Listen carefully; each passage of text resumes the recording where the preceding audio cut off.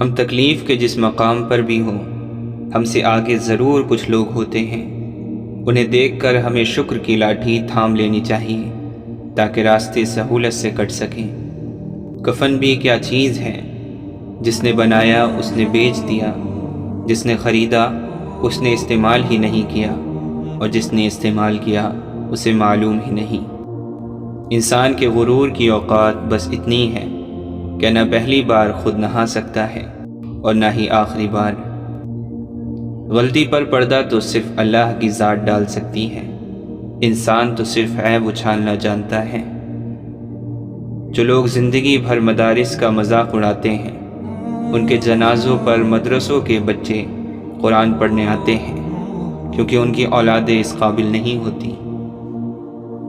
یہ ایک تلخ حقیقت ہے کہ لوگ آپ کی بات کو توجہ آپ کی حیثیت دیکھ کر دیتے ہیں۔ پریشان ہونے والوں کو کبھی نہ کبھی سکون مل ہی جاتا ہے، لیکن پریشان کرنے والے ہمیشہ سکون کی تلاش میں رہتے ہیں۔ جب کوئی تمہیں بے وجہ رلائے تو تم اپنے آنسو اس یقین کے ساتھ صاف کر لینا کہ زندگی کے کسی موڑ پر وہ تم سے زیادہ روئے گا۔ بے شک اللہ بہترین انصاف کرنے والا ہے۔ جن لوگوں کی تنہائیاں پاک ہوتی ہیں، ان لوگوں کی دعائیں کبھی رد نہیں ہوتی۔ ہر تاریک رات کے بعد صبح ہونا ہی ہے، اس لیے پر امید رہو۔ اللہ تعالیٰ کو پر امید لوگ بہت پسند ہیں۔ تکلیف اور پریشانی کا مطلب یہ نہیں کہ اللہ آپ سے ناراض ہے۔ جب اللہ کسی سے محبت کرتا ہے تو اسے آزمائش میں ڈال دیتا ہے تاکہ اس کی عاجزی سن سکے۔ صفا اور مروہ دراصل ایک عورت کے صبر کی نشانی ہے۔ جب آپ کو بے قصور کسی تپتے صحرا میں چھوڑ دیا جائے اور آپ اس توکل پر کہ اللہ ہمیں کبھی ضائع نہیں کرے گا صبر کریں، تو پھر زمزم کے میٹھے چشمے پھوٹتے ہیں۔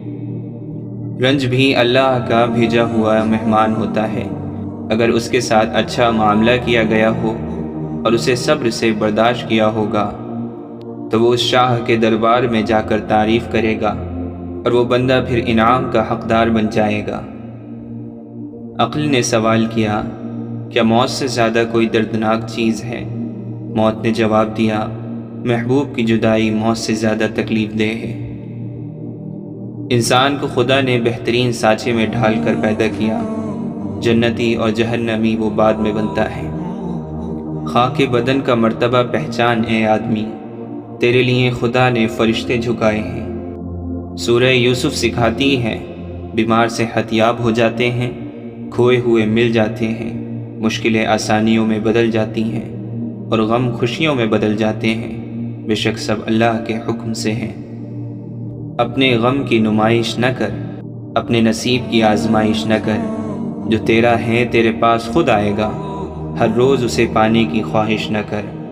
تقدیر بدل جائے گی اپنے آپ ہی ہے انسان، مسکرانا سیکھ لے وجہ تلاش نہ کر۔ فرض ہوتے ہیں آنسوؤں کے سجدے، بلند جب آزمائش کی اذان ہوتی ہے۔ بڑا مشکل ہے ضبط کا وضو سنبھالنا، بڑی لمبی یہ صبر کی نماز ہوتی ہے۔ تم کسی اور سے امید لگا کر خود کو توڑ لیتے ہو، تم زندگی کر کے خود کو کھو دیتے ہو۔ کوئی لے جائے گا تمہیں خوابوں کے پار یہ سمجھ لیتے ہو۔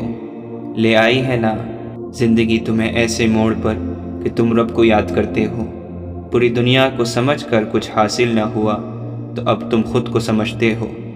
دل میں رب ہونے کے باوجود سکون ڈھونڈتے ہو، ٹوٹ کر کسی اور کے ہاتھوں تم خدا سے شکوہ کرتے ہو۔